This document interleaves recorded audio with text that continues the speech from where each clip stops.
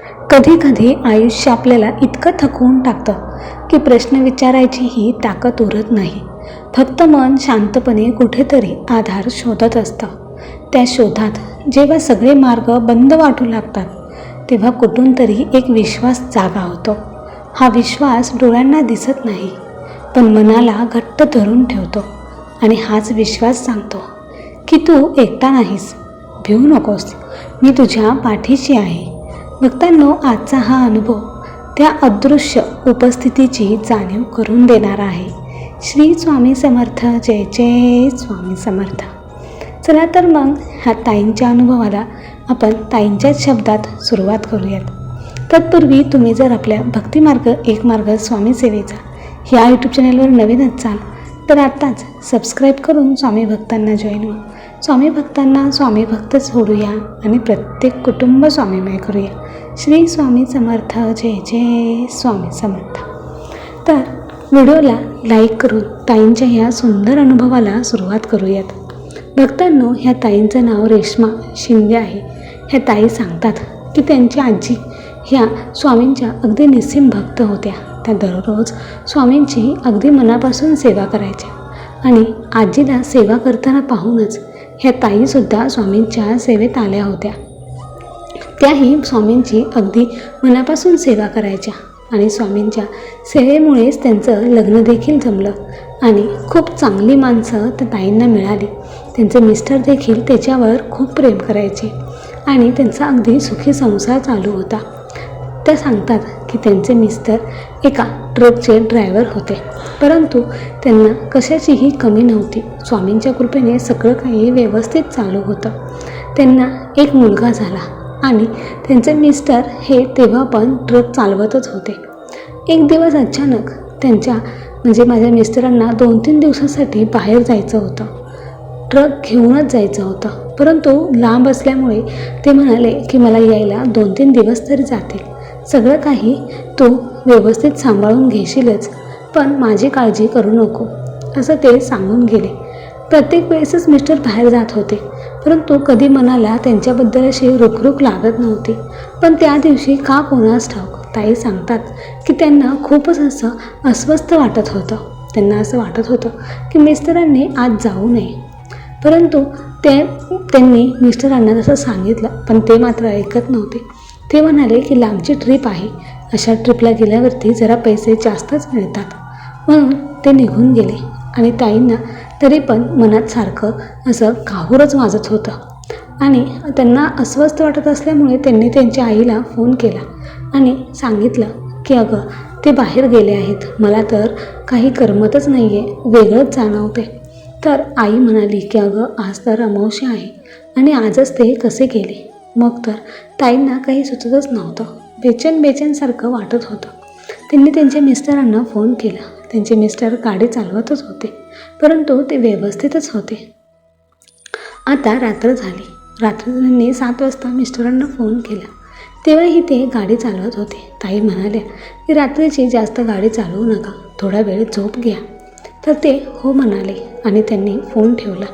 अशीच गाडी चालवत होते आणि सुमारे 11:30 ते 12च्या दरम्यान ते गाडी चालवत असताना समोरून एक मोठा ट्रक आला आणि त्या ट्रकची आणि माझ्या मिस्टरांच्या ट्रकची एवढी भयानक जोरात टक्कर झाली की माझ्या मिस्टरांच्या छातीमध्ये ते पुढच्या ज्या काचा वगैरे होत्या ते सर्व काचा लागल्या आणि त्यांना पूर्ण ते बेशुद्धच पडले. ट्रकच्या पुढचं जे काही तोंड होतं ते पूर्णपणे असं एकमेकाला चेपून सगळ्या ट्रकची पूर्ण अशी तोडफोड झाली होती.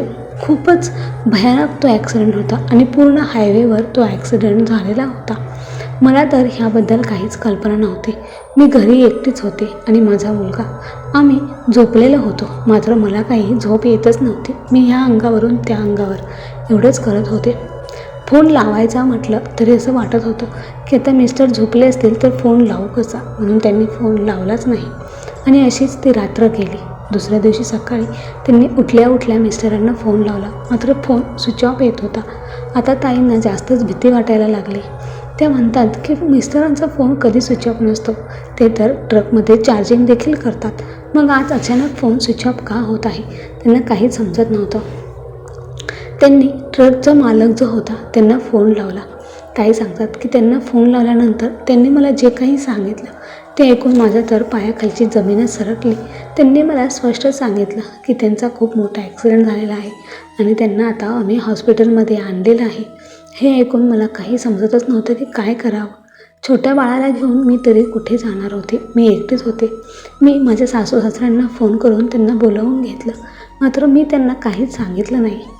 भक्तांनो, ती वेळ इतकी भयानक होती की काय करावे कसं करावे काहीच सुचत नव्हतं. मी मात्र फक्त स्वामींच्या पुढे बसून होते. फक्त रडत होते की स्वामी त्यांना बरं करा, स्वामी त्यांना बरं करा. 3-4 तासांनंतर माझे सासू आणि सासरे आले. मग मी त्या दोघांना घेऊन आम्ही तिघंही हॉस्पिटलमध्ये गेलो. हॉस्पिटलमध्ये गेल्यानंतर माझे मिस्टर ICUमध्ये होते आणि त्यांची ती अवस्था बघून मी तर बेशुद्धच झाले. माझं पूर्ण BP कमी झाला होता. तिथेच मलासुद्धा डॉक्टरांनी थोडंसं आराम करायला सांगितलं. मला देखील एक सलाईनची बॉटल लावली आणि थोड्या वेळाने मी सुद्धा आता उठले होते. मला काय करावे काही समजत नव्हते, कारण इतका भयानक ॲक्सिडेंट होता. डॉक्टर तर म्हणत होते की पेशंटची काहीही गॅरंटी आम्ही देऊ शकत नाही, कारण म्हणजे छातीला, डोक्याला, पायाला जबरदस्त मार लागलेला आहे. मी तशीच घरी गेले, बाळाला घेतलं आणि मी घरी आले आणि स्वामींना मी अक्षरशः पाण्यामध्ये ठेवलं आणि स्वामींना म्हटलं की जोपर्यंत माझ्या मिस्टरांची तब्येत बरी होत नाही तोपर्यंत मी तुम्हाला या पाण्यातून बाहेर काढणार नाही. आणि मी स्वामींवरती पाण्याचा पूर्ण अभिषेक करू लागले आणि नंतर मी स्वामींना तसंच त्या पाण्यामध्ये ठेवलं आणि मी स्वामीचरित्र वाचायला घेतलं. मी स्वामींचं पूर्ण स्वामीचरित्र सारामृत वाचून काढलं. मग तरी पण मला बरं वाटत नव्हतं. मी पुन्हा स्वामीचरित्र सारामृताचं पारायण केलं. पुन्हा दुसरंही पारायण झालं आणि त्या दिवशी मी पूर्ण ह्या एका ग्रंथाची 11 पारायणं केली आणि पुन्हा उठून मी स्वयंपाक वगैरे बनवला. मात्र काहीच मला व्यवस्थित करता येत नव्हतं. कुठेच माझं लक्ष लागत नव्हतं. सर्व काही अगदी पहिल्यासारखंच होतं. मी पुन्हा दवाखान्यात जाऊन आले, तरीही काही फरक नाही आहे अशीच परिस्थिती. आता मात्र डॉक्टरांनी फक्त 24 तासाची गॅरंटी दिली होती. माझे मिस्टर पूर्णपणे त्यांना ऑक्सिजन वगैरे लावलेला होता आणि आता डॉक्टरांनी जर 24 तासाचीच गॅरंटी दिली होती. आता लोकही भरपूर जमा होत होती. जेवढ्या नातेवाईकांना समजलं होतं ती ये जा करत होती. जास्त लोकांना आलेलं बघून मलासुद्धा धडकी भरल्यासारखंच होत होतं, कारण लोक ये जा करतात म्हणजे काही वाईट घडलं आहे का, सारखं मनामध्ये एवढाच विचार येत होता. मी पुन्हा स्वामींची सेवा करायला बसले आणि स्वामींना म्हटलं की स्वामी, जर तुम्ही असाल तर माझ्या मिस्टरांना बरं करा. ह्या 24 तासातच तुमचा चमत्कार दाखवा. आणि मी स्वामींपुढे खूप रडले आणि रडता रडताच तिथे माझा डोळा लागला आणि मला असं जाणवलं की कोणीतरी माझ्या खांद्यावर हात ठेवला आहे आणि म्हणत आहे की भिवू नकोस, मी तुझ्या पाठीशी आहे. आणि नंतर मला अचानक जाग आली. मी उठून बाहेर गेले तर बाहेरच्या हॉलमध्ये मला असा सुगंधासारखा वास येऊ लागला. चंदन, धूप, अगरबत्ती, खूप चाफ्याचा सुगंध येत होता.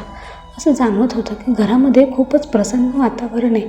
अगदी मनाला भावेल असं वातावरण माझ्या घरात झालं होतं. आणि मला अचानकच फोन आला. मी फोन उचलला. माझ्या सासऱ्यांचा फोन होता. सासऱ्यांनी सांगितलं की अगं, त्याची तब्येत आता बरी आहे. डॉक्टर म्हणत आहेत की आता तो काळजी करण्यासारखं नाही, आउट ऑफ डेंजर आहे. मी हे ऐकून मला अगदी भरून आलं. मला जाणवलं की हो, मला जे मगाशी जाणवलं होतं ते स्वामीच होते. स्वामी इथून माझ्या मिस्टरांना वाचवण्यासाठी दवाखान्यामध्ये गेले असणार हे मला पूर्णपणे जाणवत होतं. मी तशीच हॉस्पिटलमध्ये गेले आणि माझे सासरे, त्यांना विचारलं. ते म्हणाले की डॉक्टर मगाशी सांगून गेलेत की आता काळजी करण्यासारखं काहीच नाही, ते आता पूर्ण व्यवस्थित आहे. 2-3 दिवसांनी आपण त्यांना जनरल वॉर्डमध्ये शिफ्ट करूयात आणि थोडेसे ट्रीटमेंट दिल्यानंतर आम्ही त्यांना डिस्चार्जही देऊ. असं ऐकल्यानंतर मला एकदम बरं वाटलं. मी सासऱ्यांना म्हटलं की हा तर चमत्कारच आहे. तर सासरे म्हणाले की नाही अगं, एक डॉक्टर आले होते. त्या डॉक्टरांनी त्याला घेऊन ऑपरेशन थिएटरमध्ये गेले आणि त्यांनी कोणती तरी ऑपरेशन केले. त्यानंतर माझा मुलगा एकदम पहिल्यासारखा होईल अशी त्यांनी पूर्ण गॅरंटी दिली होती. आणि खरंच ते ऑपरेशन केल्यानंतर आता तो अगदी व्यवस्थित आहे. ते डॉक्टर म्हणजे खरंच देवाचं रूपच होतं. आणि मग मला जाणवलं की ते डॉक्टर जे होते ते माझे स्वामीच होते, जे स्वतः डॉक्टरांचं रूप घेऊन माझ्या मिस्टरांना वाचवायला आले होते. भक्तांनो, तुम्हाला खोटं वाटेल, पण हा अनुभव अगदी खरा आहे. जेव्हा माणसावरती वाईट वेळ येते ना, तेव्हा कुठे जावे, काय करावे काहीही समजत नाही. आपण फक्त देवाकडेच जाऊ शकतो आणि देवाचाच धावा करू शकतो. मात्र आपली जर सेवा खरी असेल आणि आपण आत्तापर्यंत निस्वार्थपणे जर देवाचं नामस्मरण केलं असेल ना, तर देवसुद्धा आपल्याला आपल्या अडचणीच्या काळात नक्कीच कोणत्या ना कोणत्या रूपात येऊन मदतही करूनच जातो. फक्त आपण स्वामींची सेवा अगदी निस्वार्थ भावनेने केली पाहिजे, त्यावरती कधीच शंका घेतली नाही पाहिजे. मी त्यानंतर घरी गेले आणि माझ्या स्वामींना मी 2 दिवस पाण्यामध्ये ठेवलं होतं. तिथून मी स्वामींना काढून पुन्हा एकदा देवाऱ्यामध्ये स्थापन केलं. भक्तांनो, हा अगदी सत्य अनुभव आहे आणि हा अनुभव जेव्हा मला आला तेव्हा माझ्या अंगावरती अक्षरशः काटा उभा राहिला. भक्तांनो, स्वामींनी नक्की माझी परीक्षा घेतली का मी स्वामींची परीक्षा घेतली हे मात्र समजायला मार्ग नव्हता. परंतु माझ्या हाकेला स्वामी उभे राहिले, हाच माझ्यासाठी खूप मोठा चमत्कार आहे. श्री स्वामी समर्थ. जय जय स्वामी समर्थ. तर भक्तांनो, ह्या रेश्माताईंना आलेला अनुभव खरंच खूपच थरारक होता. तर तुम्हाला कसा वाटला हे कमेंट करून नक्की सांगा आणि व्हिडिओ आवडला असेल तर लाईक करा, शेअर करा आणि सबस्क्राईब करून स्वामी भक्तांना जॉईन व्हा. स्वामी भक्तांना स्वामी भक्त जोडूया आणि प्रत्येक कुटुंब स्वामीमय करूया. श्री स्वामी समर्थ. जय जय स्वामी समर्थ. तुम्ही पण कमेंटमध्ये श्री स्वामी समर्थ जरूर टाईप करा, कारण महाराजांची केलेली कोणतीच सेवा कधी वाया जात नाही. त्याचं फळ स्वामी महाराज आपल्याला नक्कीच देत असतात. धन्यवाद.